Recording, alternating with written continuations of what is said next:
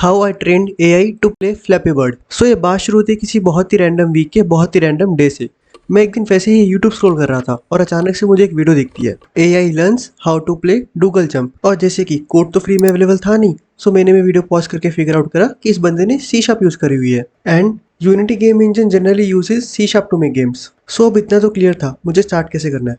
अब मुझे यूनिटी सीखना है सबसे पहले, और फिर से मैं यूट्यूब पे गया यूनिटी सीखने के लिए, और मुझे एक वीडियो दिखती है, the unity tutorial for the complete beginners. और इतना ही काफी था एक वीडियो पे क्लिक करने के लिए, और मैंने ट्यूटोरियल देखना शुरू कर दिया। सो ये बंदा एक बिगनर फ्रेंडली वे से यूनिटी में फ्लैपी बर्ड गेम बना रहा था। सो ये वीडियो देखने के बाद मैं यूनिटी की यूआई से और उसमें कोड कैसे करते हैं इन सब चीज़ों से फेमिलियर हो गया था, और मैंने एक फ्लैपी बर्ड गेम भी बना ली थी। बट अब नेक्स्ट पॉइंट था, इसमें एआई कैसे लगाई जाए। सो चैट जीपीटी वगैरह पे रिसर्च करने से पता चला यूनिटी में एक इनबिल्ट लाइब्रेरी है जिसका नाम है एमएल एजेंट्स, और उसमें आप अपने गेम में बनाए गए कैरेक्टर्स को डिफरेंट इन्वायरमेंट्स में ट्रेन कर सकते हो। और एमएल एजेंट सीखने के लिए मैं फिर से यूट्यूब पे गया, बट कई दिनों तक बहुत सारे ट्यूटोरियल्स देखने के बाद भी मेरी लर्निंग बिल्कुल जीरो थी, क्योंकि वो बहुत ज़्यादा पुराने थे और मैं अभी तक अपना सिस्टम तक सेटअप नहीं कर पाया था। बट लकीली मुझे एक प्लेलिस्ट मिली जिसकी स्टार्टिंग 6 मंथ्स पहले हुई थी, और वो मैंने सारी देख डाली।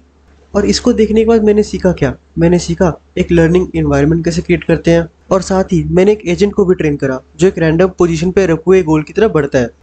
सो इस पॉइंट पे मेरे पास एक फ्लैपी बर्ड गेम थी और थोड़ी बहुत एमएल एजेंट्स की नॉलेज। सो अब नेक्स्ट टास्क था इन दोनों को इंटीग्रेट करना। सो इसको भी मैंने कुछ स्टेप्स में डिवाइड करा, और सबसे पहला स्टेप था फ्लैपी बर्ड गेम के कोड को रिफैक्टर करना सच दैट मैं उसमें एमएल एजेंट्स यूज़ कर पाऊँ। और साथ ही मैंने रिसर्च करना शुरू करा कि एक्चुअली फ्लैपी बर्ड गेम को ट्रेन कैसे करते हैं, क्योंकि जो एजेंट मैंने पहले ट्रेन करा था वो कंपेरेटिवली काफ़ी ईजी था as compare to training a flappy bird. So initially मैंने ट्रेनिंग ओरिजिनल गेम भी शुरू कर दी, बट वो बहुत ज़्यादा मुश्किल था एक एजेंट के लिए सीखना उस पर्टिकुलर इन्वायरमेंट में। बट फिर मैंने क्या करा, मैंने भी ट्रेनिंग को मल्टीपल स्टेप्स में डिवाइड कर दिया।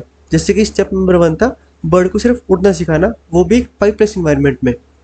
और बर्ड के लिए ऑब्जर्वेशन थी उसका वाई एक्सिस, और पर फ्रेम अलाइव रहने के लिए मैं उसको एक बहुत छोटा रिवॉर्ड देता, बट अगर वो ऊपर या नीचे कोलाइड करती मैं उसको एक नेगेटिव रिवॉर्ड देने लग गया। और फिर क्या हुआ, थोड़ी बहुत ही मोटिवेशन आई क्योंकि बर्ड ने एक्चुअली फ्लाई करना सीख लिया था। बट अब नेक्स्ट स्टेप था बर्ड को एक पाइप वाले इन्वायरमेंट में उड़ना सिखाना। सो इसके लिए मैंने क्या करा, पाइप के बीच के डिस्टेंस को बढ़ा दिया और उनकी स्पॉन होने की रैंडमनेस को एक कांस्टेंट वेरिएबल से रिप्लेस कर दिया।